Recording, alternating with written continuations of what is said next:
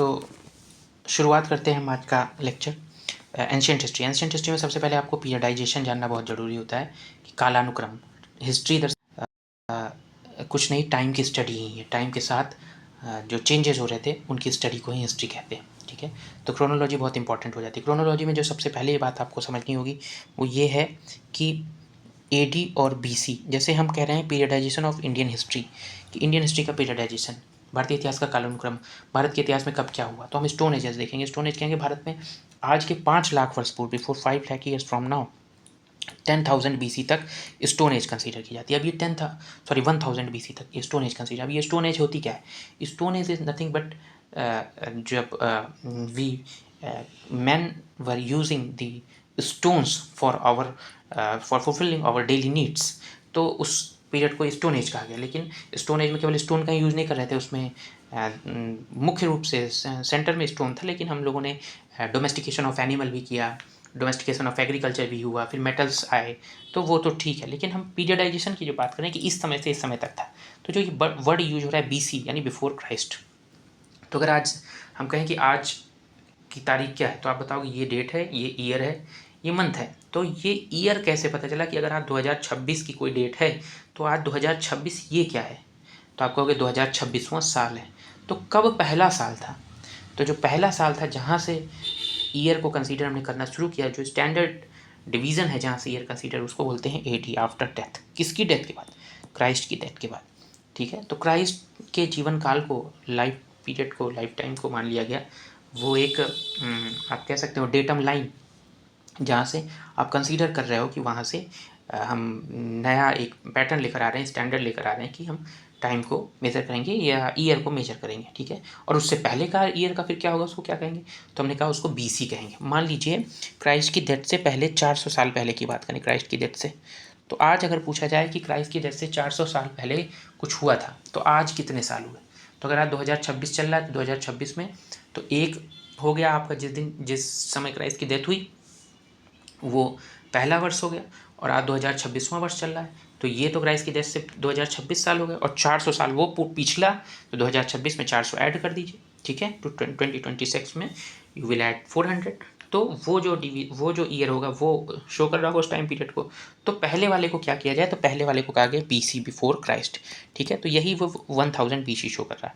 ठीक है, Indus valley civilisation Bharat में 2500 BC से 1750 BC तक चलती, फिर उसके बाद भारत में वैदिक कल्चर स्टार्ट होता है 1500 BC से अराउंड 600 BC। तो ये पीरियडाइजेशन लिखा हुआ है कब क्या हुआ। जैसे जैसे हम आगे बढ़ते जाएंगे आपको समझते आ जाएगा। ठीक है, अब हिस्टोग्राफी क्या होती है, हिस्ट्री को समझने का जो प्रयास किया गया वो हिस्टोग्राफी के थ्रू किया गया। तो हम आपको बता रहे हैं जो भारत की हिस्ट्री लिखी हुई है, तो अलग अलग स्कॉलर्स ने हिस्ट्री लिखी है। तो जो यूरोपियन स्कॉलर्स ने हिस्ट्री लिखी है वो भारत की हिस्ट्री को बड़े बैड लाइट में शो किया है, वाइट मैन बर्डन्स के अंदर शो किया है कि जो गोरे हैं वही सब कुछ हैं, भारत के लोग या एशियंस जो है वो उनसे इन्फीरियर हैं। तो भारत के लोगों को हमेशा snake charmers, phallus worshipper, idol worshipper, superstitious इस तरह से दिखाया गया। तो जो भारत की ऑफिशियल हिस्ट्री है कई बार भारत को बड़े बैड लाइट में शो करती है। अगर भारत की हिस्ट्री को यूरोपियन पर्सपेक्टिव से देखा जाए, यूरोसेंट्रिक व्यू देखा जाए, और वही भारत का ऑफिशियल हिस्ट्री भी, लेकिन धीरे धीरे उसको चेंज करने की कोशिश की जाती है। पर्सपेक्टिव चेंज, इतिहास नहीं बदलता, उसका पर्सपेक्टिव बदलता है बस। ठीक है, तो अगर एक दूसरे पर्सपेक्टिव से देखें तो कुछ यूरोपियन स्कॉलर्स ऐसे भी थे जो भारत की हिस्ट्री की आप कह सकते हो कि प्रशंसा की है। ठीक है, ग्लोरीफाई किया है, भारत के रिच कल्चर को दिखाया, appreciated the rich and colourful culture. तो वैसे इंडिपेंडेंट यूरोपियन राइटर्स भी रहे हैं। ठीक है, अब इंडियन स्कॉलर्स ने कैसे दिखाया भारत को?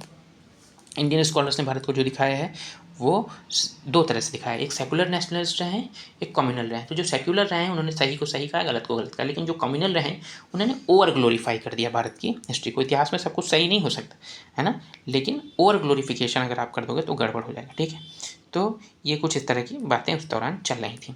ठीक है, अब सोर्सेज क्या होते हैं हिस्ट्री के अध्ययन के? हिस्ट्री के अध्ययन के सोर्सेज जो होते हैं वो बेसिकली आर्कियोलॉजिकल सोर्सेज और लिटरेरी सोर्सेज होते हैं। आर्कियोलॉजिकल सोर्सेज जो आपको मिलते हैं वो कहाँ से मिलते हैं? वो बेसिकली आपको मिलते हैं एक्सकेवेशन से, उत्खनन करने से, खुदाई करने से।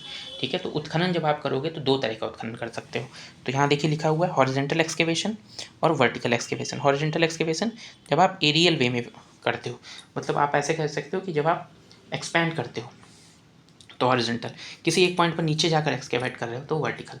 तो ऊर्ध्वाधर और क्षैतिज, जो क्षैतिज होता है वो बताता है कि वो सभ्यता, वो सिविलाइजेशन, वो सोसाइटी कितने एरिया में फैली हुई थी, ठीक है। तो ये हॉरिजॉन्टल एक्सकेवेशन से पता चलता है, ये क्षैतिज उत्खनन से पता चलता है। लेकिन ऊर्ध्वाधर उत्खनन से, वर्टिकल एक्सकेवेशन से you will find the time line, ठीक है, डिफरेंट लेयर्स मिलेंगी, हर टाइम पीरियड की लेयर्स मिलेंगी, तो वर्टिकल एक्सकेवेशन से पता चलता है। उसी तरह टूल्स से क्या पता चलता है, किसी सोसाइटी के एक्सकेवेशन से कोई टूल मिला तो पता चलता है कि टेक्नोलॉजी कितनी अच्छी थी, किस मेटल से टूल बना रहे थे, टूल देखिए कैसे बना रहे थे, किसी टूल को शार्प कर रहे हैं तो कैसे शार्प कर रहे हैं, दोनों साइड का टूल है, कितने मुँह हैं उसके टूल, तो ये सब वहाँ की टेक्नोलॉजी, ठीक है। Technology, innovation, use of metal, economy, ये सब दिखाता है। एग्रीकल्चर, ये सब दिखाता है कहीं के टूल्स। उसी तरह कहीं के जो ग्रेवयार्ड्स हैं वो क्या शो करते हैं, वहाँ का फेथ, वहाँ का रिलीजन शो करते हैं।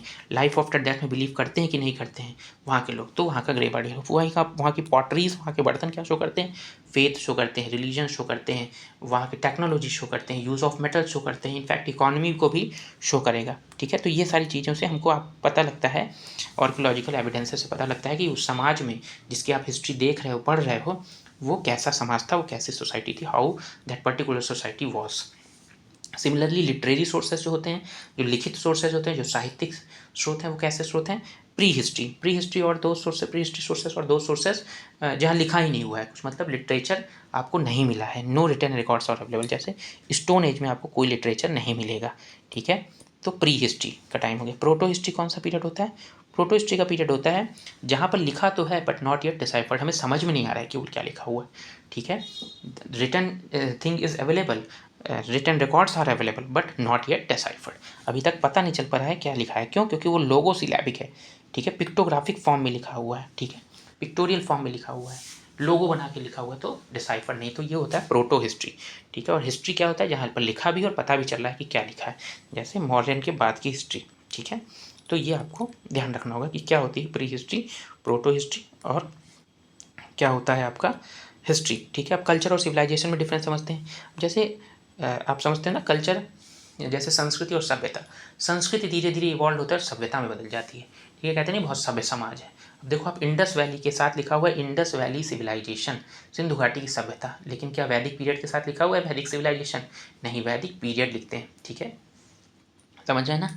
तो या मॉडर्न पीरियड के साथ लिखा हुआ मॉडर्न सिविलाइजेशन, नहीं, सभ्यता, सभ्यता का मतलब होता है कि जो कल्चर है वो और इवॉल्व हो चुका है। और कल्चर क्या होता है, कल्चर उस सोसाइटी के लोगों का जो बिलीफ है, उस सोसाइटी के लोगों का जो मोरल वैल्यूज़ हैं, उस सोसाइटी के लोगों की जो नॉलेज है, जो आर्ट फॉर्म है, वही उस सोसाइटी का कल्चर होता है, ठीक है।